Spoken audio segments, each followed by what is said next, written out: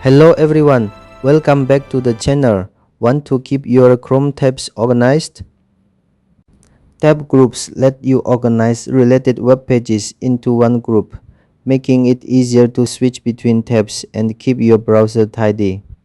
In this tutorial, I will show you how to create a tab group in Google Chrome on your Samsung Galaxy S26 Ultra. Let's get started. First, open Google Chrome. Next, open the web page that you want to add to a tab group. Tap the three-dot menu in the top right corner. Then tap Add Tab to New Group. A pop-up window will appear.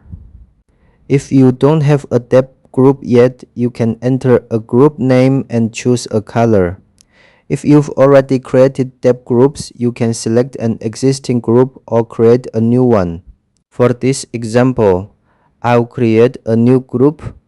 Enter a name for the group, choose a color if you like, then tap Create. Your tab group is now ready to use.